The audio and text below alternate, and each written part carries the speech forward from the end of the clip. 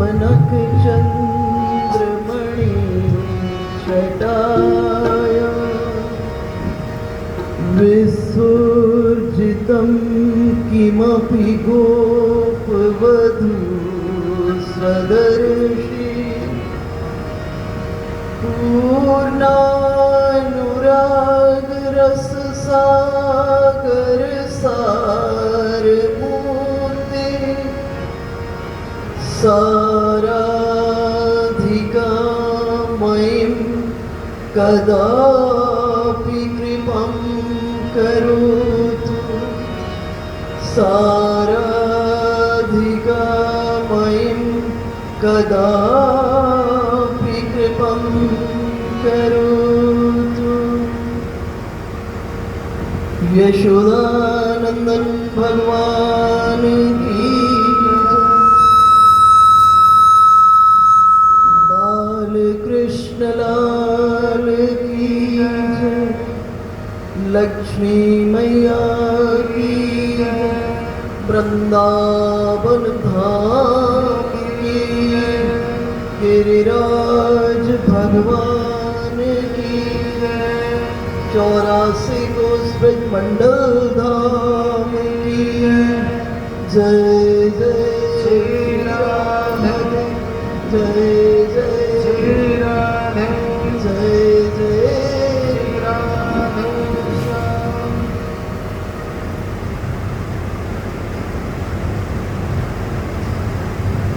आइए कुछ देर गुरु तत्व पर चिंतन करते हैं। गुरु पूर्णिमा के उपलक्ष्य परसों भी मैं आपसे चर्चा की थी कि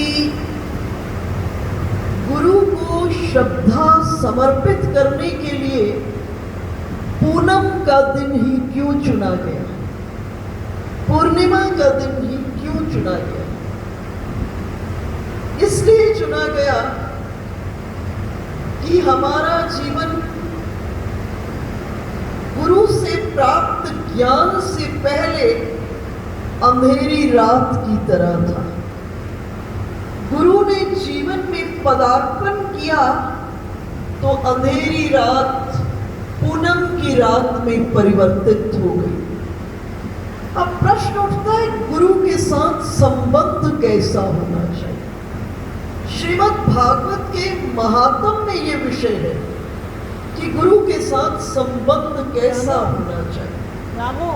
कह रहे हैं महात्म में प्रयच्छति गुरु प्रीतो वैकुंठम योगी दुर्लभम। कैसा संबंध होना चाहिए? प्रीतो शब्द प्रयोग किए, प्रीतो। और साधारण शब्दों में मैं कहूं दीवानगी का संबंध होना चाहिए,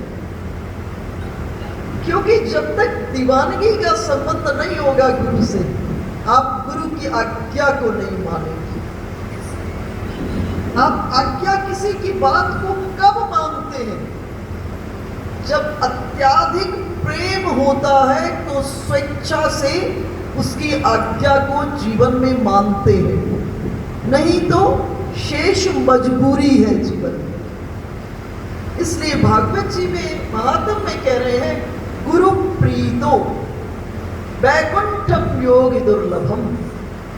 जब गुरु के साथ प्रीति हो जाती है तो जो योगियों को भी बहुत दुर्लभ है वो सहज में ही गुरु प्रदान कर देती है, सहज में ही प्रदान कर देती। इसलिए गुरु के साथ मैं उस दिन भी चर्चा आपसे की थी कि जब वेद से पूछा गया गुरु कौन है, वेद ने एक ही शब्द में जवाब दिया आचार्यो मृत्यु।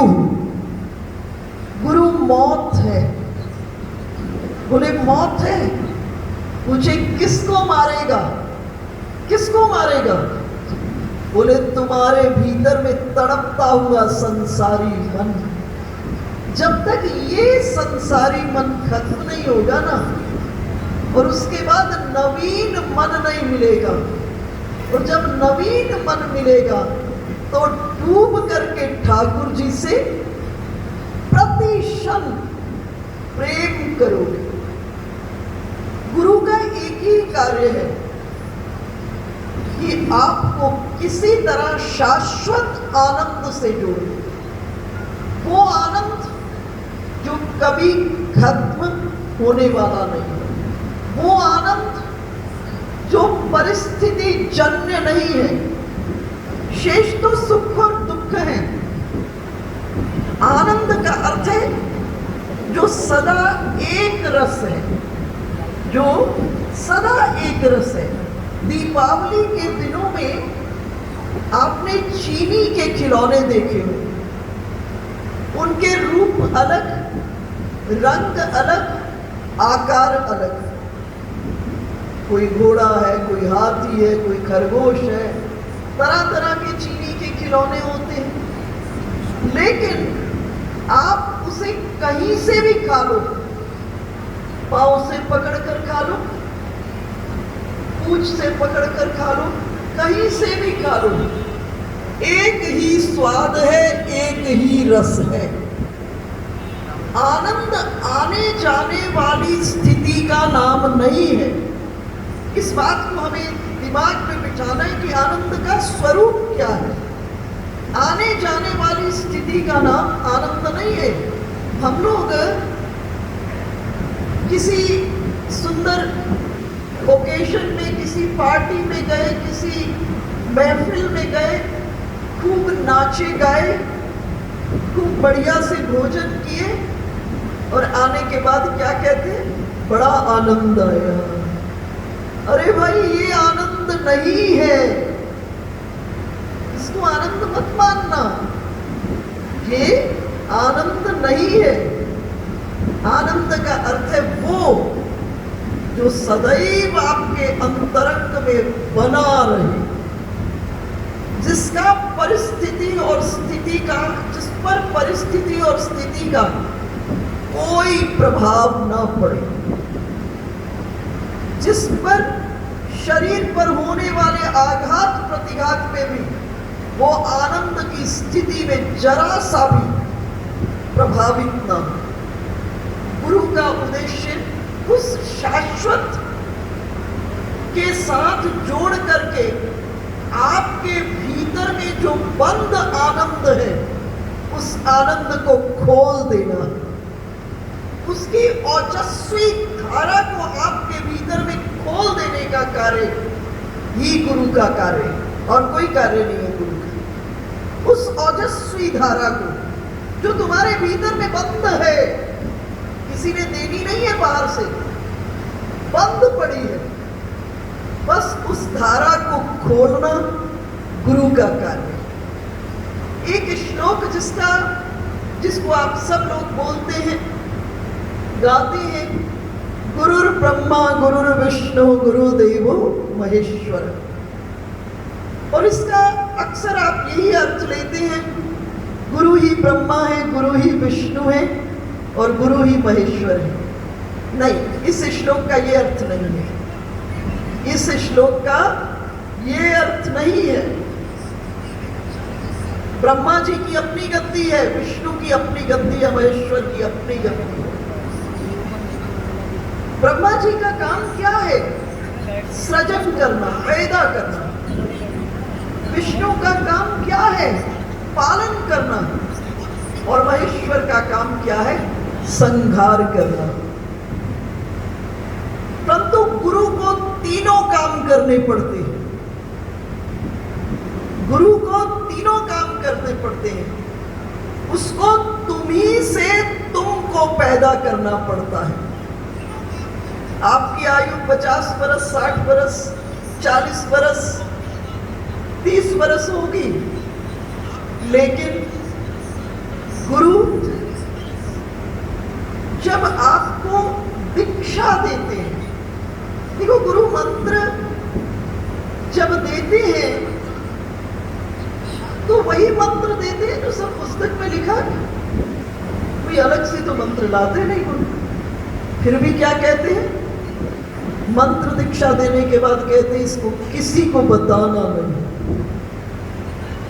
क्यों ऐसा कहते हैं? कभी विचार कीजिए, क्यों ऐसा गुरु कहते हैं?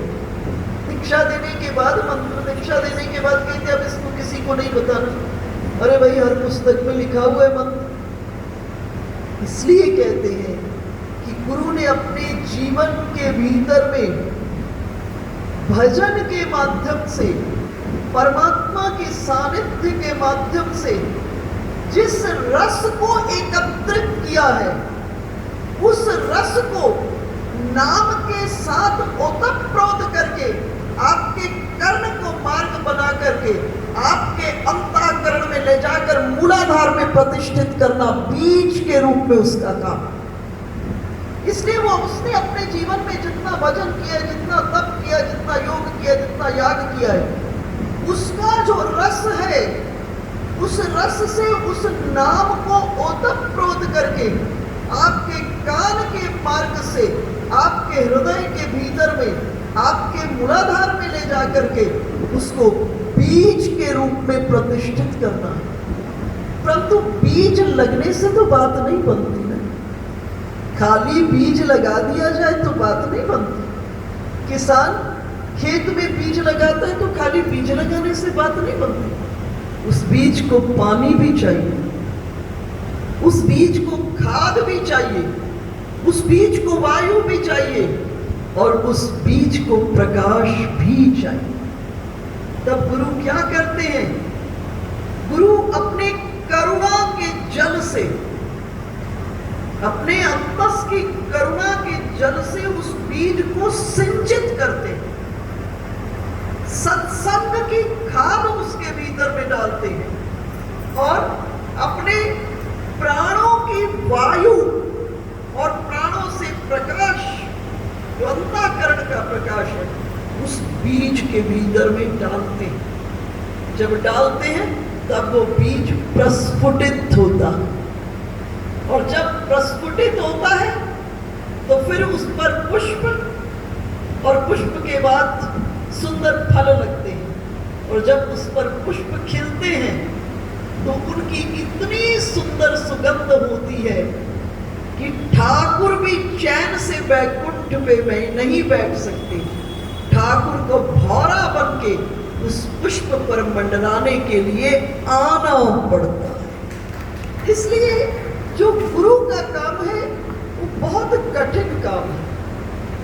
गुरु को ब्रह्मा की तरह भी काम करना पड़ता है। ब्रह्मा सृजन करते हैं, गुरु को तुमसे पैदा करना पड़ता है, सृजन करना पड़ता है। परंतु सृजन से बात नहीं बनती, फिर उसको पालन भी करना पड़ता है और पालन करने के बाद अविद्या से जन्मा हुआ जितना अंधकार पड़ा हुआ है, उस अंधकार को, गुरु को अपनी सहज कृपा से क्या करना पड़ता है? उसको खत्म करना पड़ता है।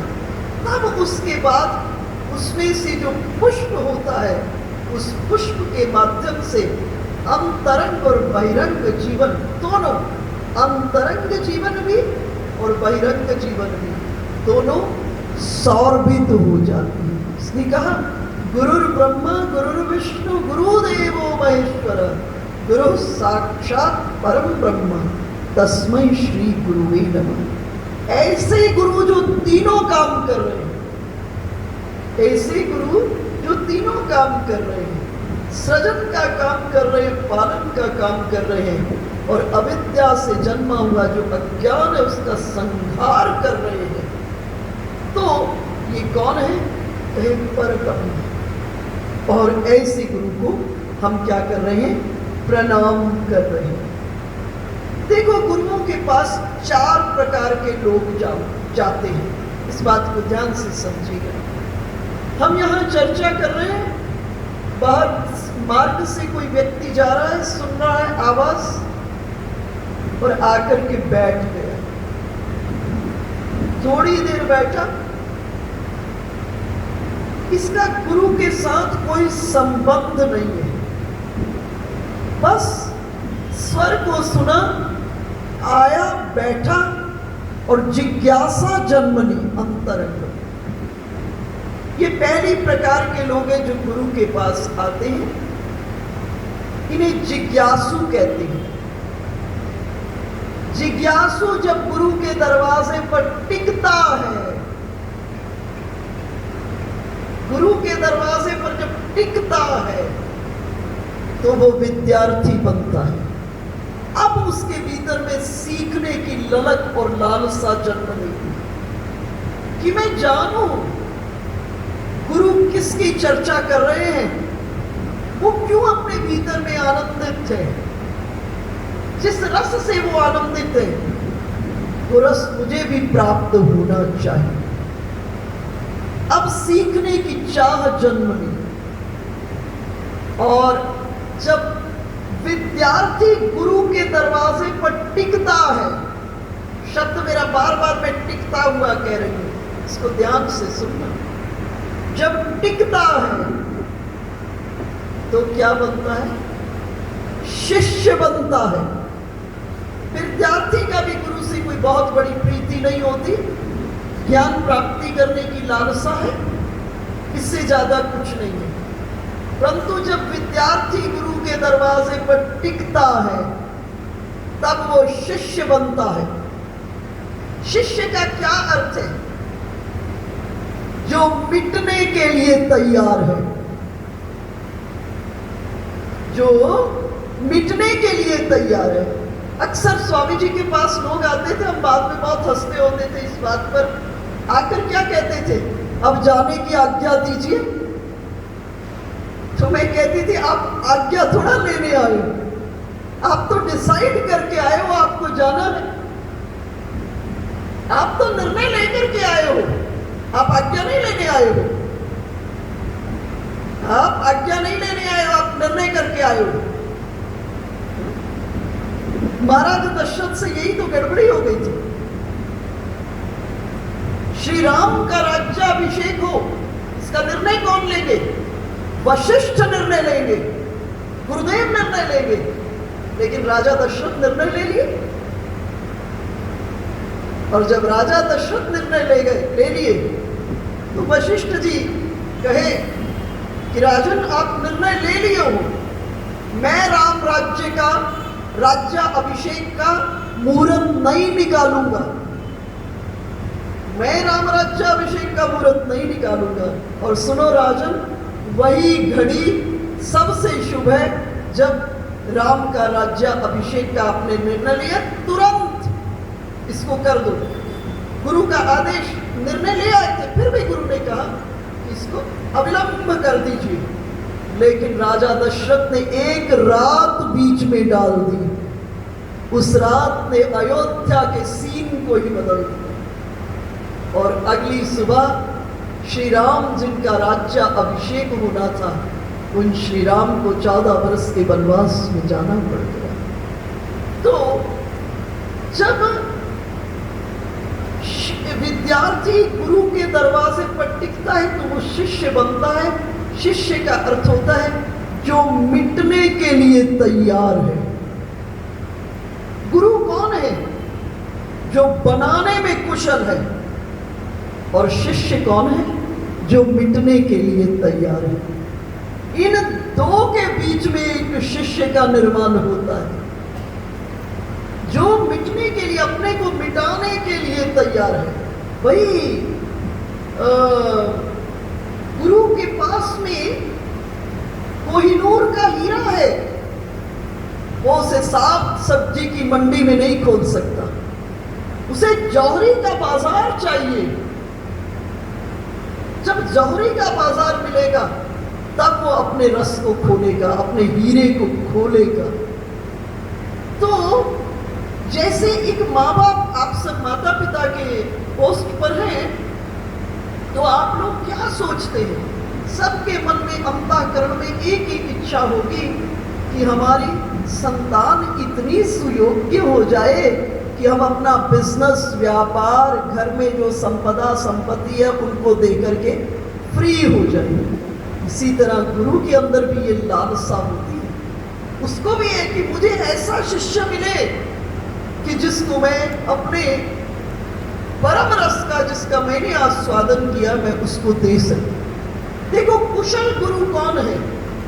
कुशल गुरु वही है जो आपके भीतर में से गुरुत्व को प्रकट कर दे, आपके भीतर में से गुरुत्व को प्रकट कर दे। कुशल गुरु कौन है? जो आपकी बात कभी नहीं माने,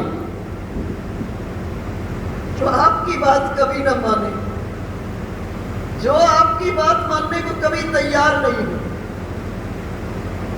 वही बनाने में एक्सपर्ट होगा। जो पल पल में आपकी बात मानने को तैयार हो जाए तो फिर कहां बनना, खाक बनना है, फिर नहीं बनना। बनना तब है कि जो आपकी व्यर्थ की बातों से कभी राजी नहीं हो, कभी उसको स्वीकार नहीं कर। और जब इस प्रकार से गुरु के पास पहुंच जाते हैं, अपने आप को समर्पित कर देते, तो क्षण में जीवन में घटना हो जाती है। आपको शायद इस कथा से परिचित होंगे। राजा जनक, यूं तो उन्हें विदेह कहा गया।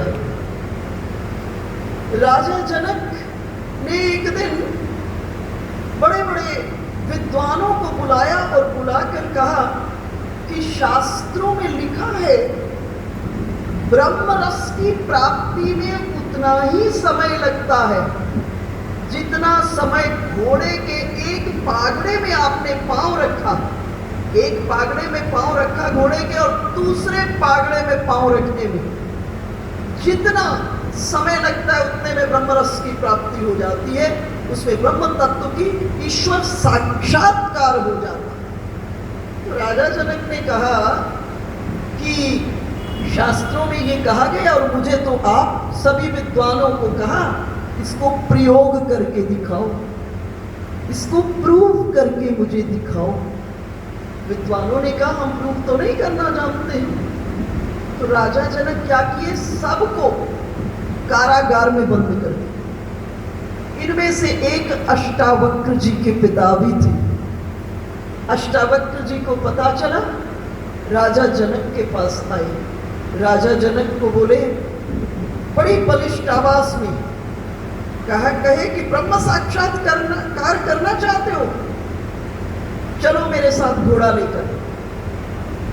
और इन सब विद्वानों को कारागार से मुक्त कर दो। इतनी बलिष्ठ आवाज थी, हृदय को कौंधती हुई आवाज कि राजा जनक एक क्षण में सभी विद्वानों को मुक्त कर दिया। अष्टावक्र जी साथ लेकर के राजा जनक के को और घोड़े को राजा जनक साथ लिए हुए कहां पहुंच गए? दूर जाकर जंगल में एक पहाड़ी के पास रोक दिया। अष्टावक्र जी कहा राजन, अब एक पागड़े पर खड़े होकर के अपने प्रश्न को दोहराओ। एक पागड़े पर खड़े होकर घोड़े के अपने प्रश्न को दोहराओ। राजा जनक बोले कि ब्रह्म साक्षात्कार होने में केवल उतना ही समय लगता है जितना घोड़े के एक पागड़े में पांव रख के दूसरे पागड़े में पांव रखने में समय लगता है, उतने में ब्रह्म साक्षात्कार हो जाता है। अष्टावक्र जी ने पूछा राजन, इससे आगे भी कुछ पढ़ा? इससे आगे भी कुछ पढ़ा?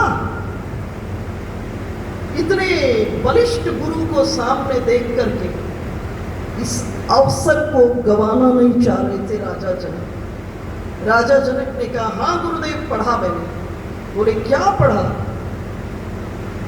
बोले शास्त्र ज्ञान से सर्वथा मुक्त हो जाना। पहली बात कही, शास्त्र ज्ञान से सर्वथा मुक्त हो जाना, मन के विचारों से सर्वथा मुक्त हो जाना। और उसके बाद बोले पूर्ण समर्पण। अष्टावक्र जी ने कहा राजन, तुमने किया।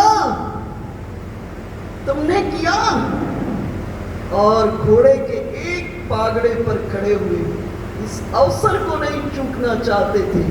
एक क्षण में परम गुरु के सामने में पूर्ण समर्पण, तन मन धन का एक क्षण के भीतर में सर्वस्व शून्य होकर के उस परम गुरु के चरणों में अपने को समर्पित कर दिए और घोड़े के पागड़े पर खड़े खड़े 3 दिन बीत गए। 3 दिन बीत गए उसी एक घोड़े के पागड़े पर खड़े हुए। 3 दिन बीत गए और जब 3 दिन बीत गए, महल से समाचार आया, महारानी ने, सुनैना जी ने भेजा कि महाराज इतना समय व्यतीत हो गया, आप महल में नहीं लौटे। अष्टावक्र जी पुनः राजा जनक को उस ब्रह्मरस का आस्वादन करके जो समाधि में चले गए थे उससे मुक्त किए, उपराम किए। उपराम करके कहे, महाराज महल से महारानी का संदेश आया है और राजा जनक उस रस का आस्वादन कर लिए थे जिस रस के बाद इस सृष्टि में कोई और रस बचता नहीं है। राजा जनक ने पूछा, कौन से महल? और तब अष्टावक्र जी ने कहा, राजन देखो शास्त्र कितने सत्य हैं, शास्त्र कितना सत्य कह रहे हैं, परंतु उस सत्यता की और प्राप्ति के लिए आपने क्या किया? आपने क्या किया? मैं बीच में थोड़ा संगीत सीखने का अभ्यास करने लगी। तो संगीत जब सीख रही थी तो एक दिन मैंने ऐसे ही कहा कि मेरा तो ये होता ही नहीं है, मुझसे तो पता नहीं गाना होता ही नहीं है। तो सज्जन ने मुझे कहा, आप बताइए गाने के लिए आपने किया क्या है? आप कह रहे हो गाना नहीं होता। नहीं, आपने किया क्या है गाने के लिए? आपने गाने के लिए कुछ नहीं किया। इसी तरह उस ब्रह्म रस की प्राप्ति के लिए अभी हमने कुछ नहीं किया। और जिस दिन ये लालसा, ये त्वरा, ये अंतःकरण में जागी तो क्या बने? हम शिष्य बने। अब शिष्य बने, और शिष्य का अर्थ क्या होता है? सीखने योग्य। गुरु कभी मेरा शिष्य नहीं बनाता, गुरु केवल शिष्य बनाता है। गुरु कहता है, मैं तुझे वो आंख दे रहा हूं, मैं तुझे आंख दे रहा हूं। अब मैं नहीं, सृष्टि का कण कण तुम्हें सिखाएगा, सृष्टि का कण कण तुम्हें सिखाएगा। लेकिन जब शिष्य गुरु के दरवाजे पर टिकता है, जब शिष्य गुरु के दरवाजे पर टिकता है तो वो भक्त बनता है। शिष्य का अर्थ है जो मिटने को तैयार है, और भक्त का अर्थ है जो मिट चुका, जो मिट चुका, जो बचा ही नहीं, जिसने बहुत आनंद से प्रभु को कह दिया। कथा से परिचित हो, अगर दर्शन पक्ष में जाओगे तो जय विजय, कोई विशेष कुछ किया नहीं था जय विजय ने। और एक दिन प्रभु के अंदर भी वीर रस का भाव जागृत हुआ। भगवान विष्णु के भीतर में वीर रस का भाव जागृत हुआ कि मैं युद्ध करूं। अब प्रभु से तो कोई युद्ध करने को तैयार ही नहीं। तब जय विजय ने क्या कहा कि प्रभु आपके मन में कामना हुई है युद्ध करने की, तो आपकी इस इच्छा को हमें सौभाग्य दीजिए पूरा करने के लिए। और यही जय विजय एक जन्म के भीतर में रावण कुंभकर्ण बन रहे हैं, एक जन्म में शिशुपाल दंतवक्र बन रहे हैं, और एक जन्म के भीतर में हिरणाक्ष और हिरण्यकश्यप बन रहे हैं। देखो, जरा सा भी स्वसुख की इच्छा नहीं है। भाई जय विजय वैकुंठ का, आप कभी बद्रीनाथ गए होंगे? बद्रीनाथ में एक विशेषता देखी होगी आपने, भगवान चतुर्भुज हैं तो द्वारपाल भी चतुर्भुज हैं। द्वारपाल भी वहां चतुर्भुज है। वहां जाने के बाद वो प्रभु के समकक्ष ही रूप को प्राप्त कर लेते। द्वारपाल भी चतुर्भुज है, लेकिन इतना सुंदर कि ये भी कह सकते थे, प्रभु हम इस वैकुंठ के आनंद को क्यों छोड़े? कह सकते थे ना, कह सकते थे कि प्रभु ये वैकुंठ में आपका इतना आनंद है, अब क्यों छोड़े? अब आज तक जो दर्शन पक्ष को नहीं जानते हैं तो रावण का नाम सुनकर के लोगों को बड़ा विचित्र लगता है, परंतु है तो रावण से बड़ा कोई श्री राम का भक्त नहीं हुआ, कुंभकर्ण से बड़ा कोई श्री राम का भक्त नहीं हुआ। मानस को अगर आप पढ़ेंगे, राम कथा को अध्ययन करेंगे तो देखेंगे श्री राम के माथे पर 2 बार पसीने की बूंदें देखी गई। एक बार तो जब किशोरी जी को पुष्प वाटिका के भीतर में देखा, और दूसरी बार जब कुंभकर्ण का वध करना था। भगवान को बड़ा संकोच हुआ, बहुत संकोच हुआ प्रभु को कि मुझे कुंभकर्ण का वध करना पड़ेगा। मेरा इतना प्रियजन, इतना बड़ा मेरा भक्त। आप सोचो, एक भगवान के इच्छा की पूर्ति के लिए वैकुंठ का सर्वोपरि आनंद छोड़ने के लिए जो तैयार हो जाए, उससे बड़ा कौन भक्त हो सकता है? तो जब शिष्य गुरु के दरवाजे पर टिकता है तो वो क्या बनता है? भक्त बनता है। और अब जब भक्त बन गया तो वो विभक्त नहीं हो सकता। विभक्त कहते बटने को। जब वो भक्त बन गया तो फिर वो विभक्त नहीं हो सकता, डिवाइड नहीं हो सकता, वो पूरे का पूरा ठाकुर जी का हो गया। गुरु शिल्पी है। गुरु कौन है? गुरु शिल्पी एक कलाकार है। क्या करता है?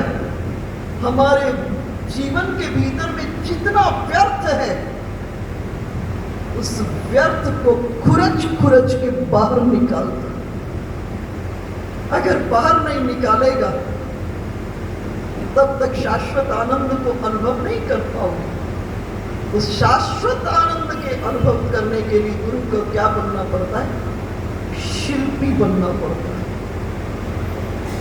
तो ऐसे गुरु की शरण में जब हम पहुंचते हैं तो जीवन के भीतर में उस ब्रह्म साक्षात्कार होने में देर नहीं लगती। मुझे अपना बाल्यकाल याद है। देखो, हमारे शास्त्रों ने एक बात बड़ी, पहले गुरुकुल की जो पद्धति होती थी ना, उसमें यही एक बहुत बड़ा वैज्ञानिक दृष्टिकोण था। छोटे बच्चे कोरी स्लेट, और कहा कि गुरु और शिष्य इकट्ठे साधना करें। शास्त्रों ने कहा गुरु और शिष्य इकट्ठे साधना करें। जब गुरु और शिष्य इकट्ठे साधना करेंगे तो शिष्य सिर्फ गुरु को बोलना नहीं पड़ेगा। शिष्य गुरु के चलने, गुरु के उठने, गुरु के बैठने, गुरु के बोलने, गुरु के चिंतन से ही अपने भीतर में रूपांतरण प्राप्त करते। इतने में रूपांतरण। देखो, पहले समय में गुरु लोगों को बोलना नहीं पड़ता था। शिष्य आया, उसने कहा, गुरु का मौन बोलता है। गुरु का वास्तव में मौन बोलता है। आपको सुग्राही होना है, उस मौन को एब्जॉर्ब करने वाला, इतना सुग्राही होना है। शिष्य आया गुरु के पास, गुरु ने कोई उपदेश नहीं किया, ये आदेश कर। आप इसी मुद्रा में बैठते हो, चरणामृत लेते हो, ऐसे ही लेते हो, ध्यान करने लगते हो तो ऐसे बैठते हो। शिष्य आया गुरु के पास, गुरु ने बस ये आदेश कर दिया। अब इसका क्या अर्थ है? इसका कितना गहरा अर्थ है? ये जो अंगुष्ठ है आपका, आप सब ऐसे कभी ना कभी इस मुद्रा में होते हो। ये जो आपका अंगूठा है ये ब्रह्म का प्रतीक है, और ये जो आपकी प्रथम अंगुली तर्जनी जो है ये जीव का प्रतीक है, और ये जो 3 है ये त्रिगुण है, और त्रिगुण में भी ये जो पहला है ये तमोगुण है, बीच वाला रजोगुण है, और अंत वाला सतोगुण है। गुरु ने आदेश किया, कहा, ए शिष्य तू ब्रह्म से जुड़। बस इतनी सी बात में कह दिया आपको। मेरे शिष्य तुम ब्रह्म से जुड़, ब्रह्म के साथ एकाकार हो, ब्रह्म के सानिध्य में जा। तो बस इतना सा ही गुरु ने इशारा किया और शिष्य के लिए काफी था, शिष्य के लिए काफी था। कहा ए जीव तुम ब्रह्म से जुड़। लेकिन जीव क्या किया? जीव क्या किया? गुणों से जुड़ गया। और गुणों में भी किससे जुड़ गया? तमोगुण से जुड़ गया। गुणों में भी किससे जुड़ गया? तमोगुण से जुड़ गया। अब तमोगुण से जुड़ना है तो फिर उसके परिणाम तो वही होंगे ना। इसलिए शास्त्रों ने यही आदेश किया कि गुरु और शिष्य इकट्ठे बैठ करके साधना करें। जब साथ साथ बैठेंगे तो बहुत बड़ा रूपांतरण हो जाएगा। मुझे याद है हम अपने बाल्यकाल में गुरुजी के पास जाते थे तो चलते चलते उनको चलने का बड़ा अभ्यास था। हम लोग भी बैठे होते थे उनके पास जाकर के, हम लोग बैठे ही रहते थे, वो कमरे में भी चलते ही रहते थे। उनका अभ्यास ऐसा था और कई किलोमीटर उनका रोज का चलना होता था। चलते चलते ही ना वो इतने बड़े बड़े सूत्रों को बता देते थे। प्रातःकाल जब उनको प्रणाम करने जाते थे, मुझे आज भी याद है, वो रोज नई एक ध्यान की विधि पकड़ा देते थे हाथ में, रोज एक नई ध्यान की विधि। प्रणाम करने जाते थे, बोलते थे लाली जाओ आज सारा दिन किशोरी जी के नखों की अभिरंजना करना, आज सारा दिन किशोरी जी के नखों की श्रृंगार करना। और वो बाल्यकाल का समय बड़ा उत्साह होता था। गुरुजी के जो आदेश किया, सारा दिन किशोरी जी के नक्षत्र का और चरणों का दर्शन करते हुए, नक्षत्रों का दर्शन करते हुए श्रृंगार करते थे। अद्भुत अद्भुत श्रृंगार करते थे आते। और शाम में 5 बजे जब मिलते तो फिर कुछ ऐसे दिव्य रस को भीतर में उड़ेल देते कि जिससे रात्रि के भीतर में ठाकुर जी के पास सहजता से उड़ान हो सके। रात्रि में ठाकुर जी के पास सहजता से उड़ान हो सके।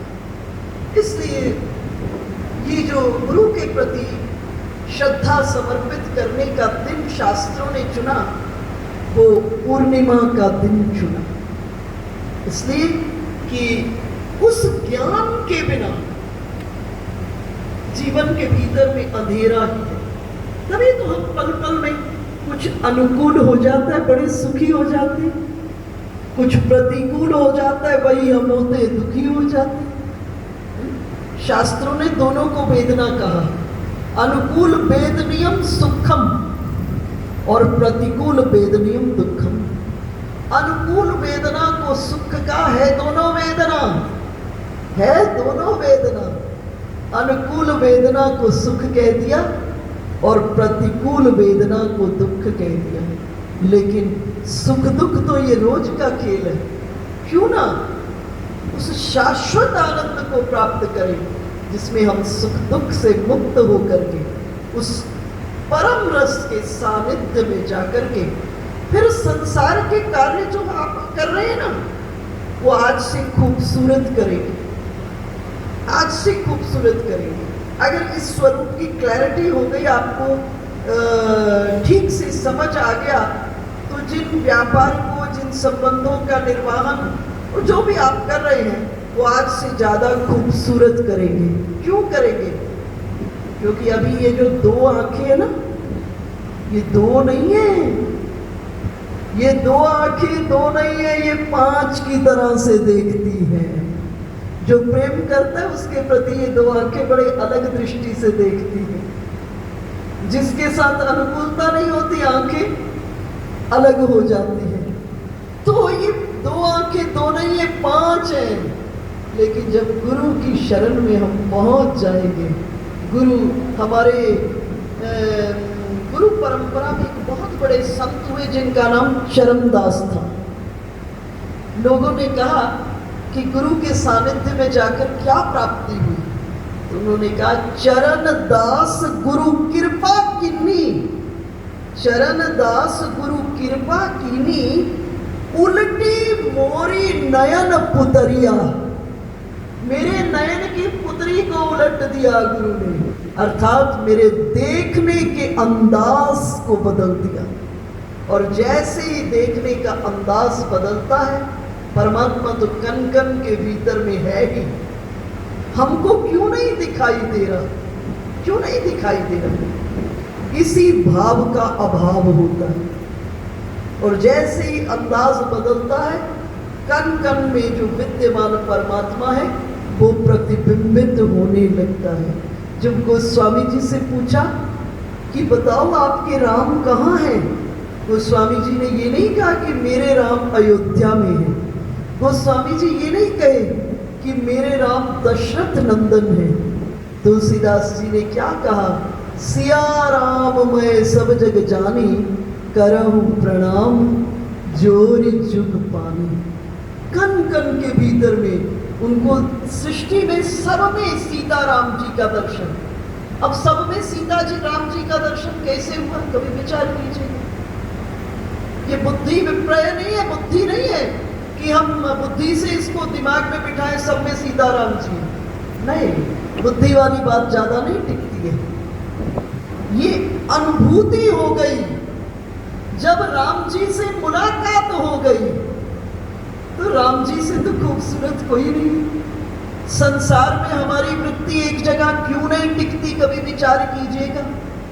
इसलिए नहीं टिकती क्योंकि संसार के रस में थोड़ा थोड़ा अंतर है।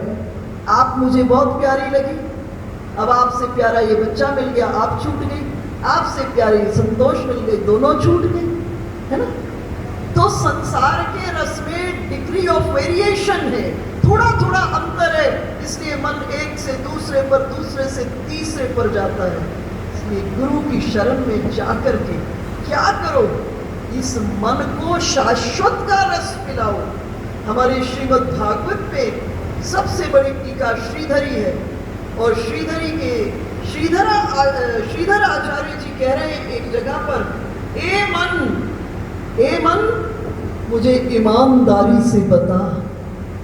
अपने मन को कह रहे, ए मन मुझे ईमानदारी से बता, तूने जीवन में इतने रस पिए, लेकिन जितना आनंद कृष्ण नाम में है उससे बड़ा कोई रस तुझे मिला?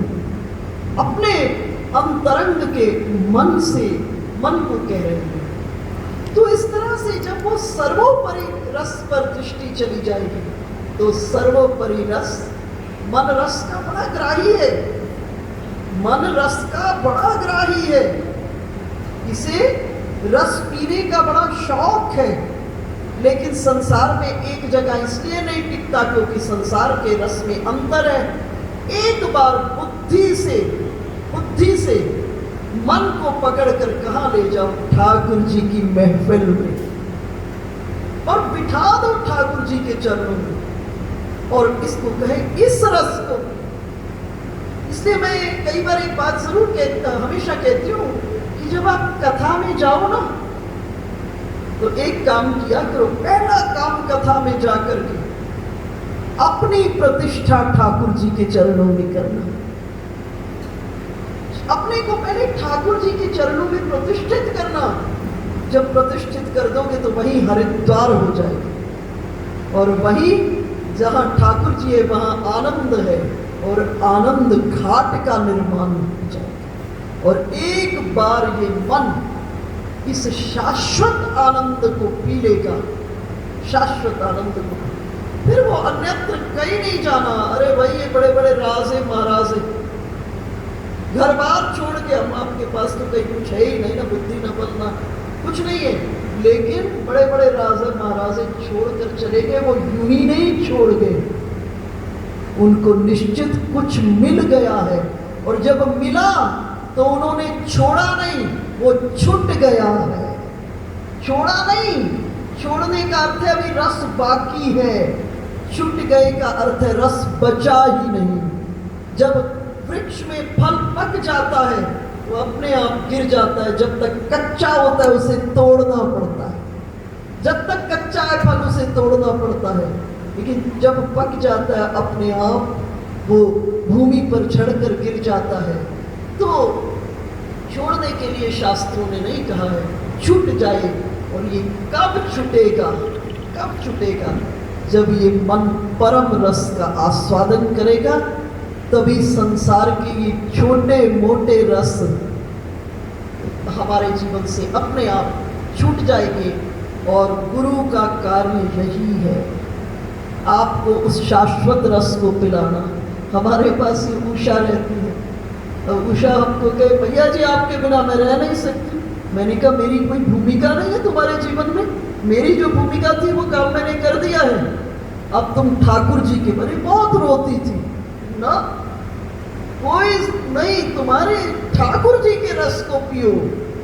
जब तक उस रस को नहीं पिया तब तक तो बात बनने वाली नहीं है तुम्हारे जीवन में।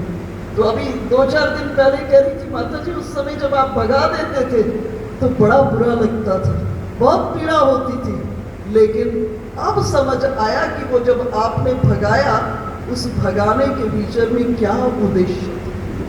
गुरु कभी भी शिष्य को अपने से नहीं जोड़ता। गुरु का एक ही उद्देश्य है कि शिष्य को परमात्मा के साथ जोड़ दे। बस उस रस को पियो। और वृंदावन आते हो ना, एक काम करना, वैसे मैं सदैव कहती हूँ लेकिन आप लोग थोड़ा ध्यान नहीं देते वृंदावन में, और ये मेरा अनुभव है, मैं अपने अनुभव के आधार पर कहती हूँ। आप बहुत वृंदावन आते हो, लेकिन अब जब आज आए हो ना वृंदावन, प्रभु को कहना कि आपका उद्घोष है, आप वृंदावन को छोड़कर एक पग भी बाहर नहीं जाते। ठाकुर मेरे बस में कुछ नहीं है, तुम्हारे बस में सब कुछ है। बस एक बार अपनी उस रूप माधुरी को पिला दो कि मेरे मन प्राण तुम में सदा के लिए फंस जाएं। आप कहीं जाओ, परंतु इस भाव को अपने हृदय से एक क्षण के लिए भी इधर उधर नहीं होने देना।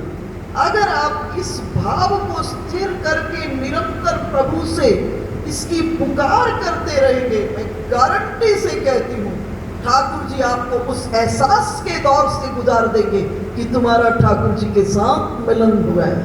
मैं इस बात की चर्चा अमरकंटक में कथा कहने गई।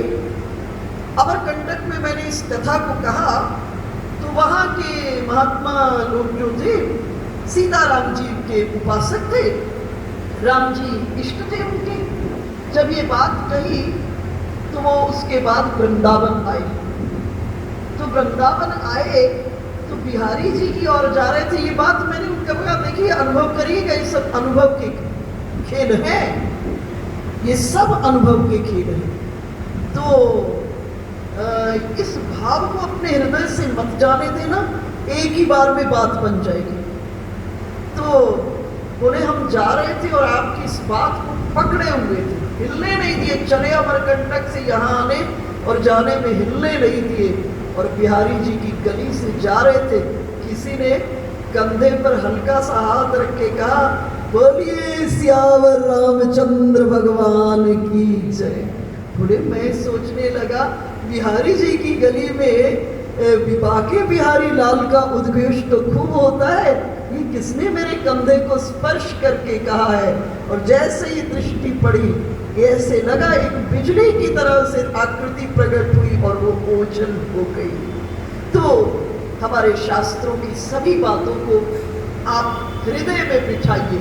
देखो मुझे लगता है आज जितने हम आप यहाँ बैठे हैं, संसार की सब चीजों का तो अनुभव कर लिए हो, है ना, अनुभव कर लिए हो। अब इस मनुष्य जीवन में एक अनुभव जो साथ जाने वाला है, जाने वाले ये भी साथ है, संसार के भी संबंध जो भी है वो भी साथ जाएंगे और वो भी साथ जाएगा। ये पीछे चलेंगे, वो आगे चलेगा। ये सब पीछे चलेंगे, वो आगे चलेगा। इस बात को हृदय में रख करके एक बार उस अनुभव, उस रस को अपने जीवन में आस्वादन करें, फिर व्यर्थ में आप उलझ नहीं पाएंगे। ये निश्चित बात है, व्यर्थ में आप नहीं उलझ पाएंगे। और आज गुरु पूर्णिमा के अवसर पर यूँ सब आप सब बहुत ही सौभाग्यशाली हैं। अधिकांश लोग यहाँ पर स्वामी जी से समासित और दीक्षित हैं और समय समय पर स्वामी जी ने आपको सुंदर अध्यात्म की शिक्षा दी है। और एक अच्छे शिष्य का एक ही कार्य होता है, गुरु ने जो आदेश किया है उसका पालन करना। आपको व्यवहार की भी बहुत शिक्षाएं दी हैं स्वामी जी ने, और आपको परमात्मा से मिलन की भी बहुत युक्तियां बताई हैं। उन युक्तियों को पुनः पुनः पुनः पुनः चिंतन करें और चिंतन करके अपने को संकल्प में बांध करके गुरुदेव की आज्ञा के पालन का एक उसमें अपनी श्रद्धा निष्ठा को स्थिर करें। यही निष्ठा, स्वामी जी कहते थे, मैंने जो मंत्र आपको कान के भीतर माध्यम से हृदय में प्रतिष्ठित कर दिया है, निश्चित है, वो डंके की चोट से कहते थे, निश्चित है आप नरक में नहीं जाओगे, वो डंके की चोट कहते थे। परंतु अब इसके आगे की जो तैयारी है वो आपकी तैयारी है। देखो, ये मनुष्य जीवन का अर्थ है चौराहे पर खड़े, चौराहे पर खड़े। मनुष्य जीवन मतलब चौराहा। एक रास्ता स्वर्ग, एक नरक, एक मोक्ष और एक वापस संसार में। और इस मनुष्य जीवन के प्लेटफॉर्म पर आकर भगवान ने हमको स्वतंत्रता दे दी है। आप जहां जाना चाहते हो वहां जा सकते हो। इसलिए जब उस भजन को गाते हो, गाते ही होगे, सुनते ही होगे, मैं तो नित बरसाने जाऊं, किशोरी तेरे चरणन की रज पाऊं। तो इसको वाणी के तल पर मत गाइएगा, एक काम करिएगा, रहिएगा। आप दिल्ली में रहिएगा, कलकत्ता में रहिएगा, मुंबई में रहिएगा, फिरोजपुर में रहिएगा, अमृतसर में, सिरसा में, लेकिन मन से उड़कर रोज किशोरी जी के पास जाइएगा, मन से उड़कर जाइएगा। और जब मन से, तन से जाओगे तो मन कभी इधर उधर हो सकता है, लेकिन जब मन को फ्लाइट करा दी ना तो किशोरी जी के साथ मिलन हो ही जाएगा। गुरु चरणों के भीतर में अपनी संपूर्ण श्रद्धा रखते हुए गुरु पूर्णिमा का ये जो महोत्सव है आप सबके लिए मंगलमय हो। महाराज श्री का आशीर्वाद सदैव आप सब ने अनुभव किया है, जितने बैठे हो सब ने समय समय पर अपने जीवन में अनुभव किया है। और गुरु देह नहीं होती है, गुरु तो सोलमेट है, आपकी आत्मा में अवस्थित तत्व है। आप अपने निरंतर संबंध को बना करके सदैव उनसे जुड़े रह सकते हैं। बोलिए सद्गुरुदेव भगवान की, यशोदानंदन भगवान की जय, बाल कृष्ण लाल की जय, लक्ष्मी मैया की जय, वृंदावन धाम की जय, गिरिराज भगवान की जय, 84 कोस ब्रज मंडल धाम की जय।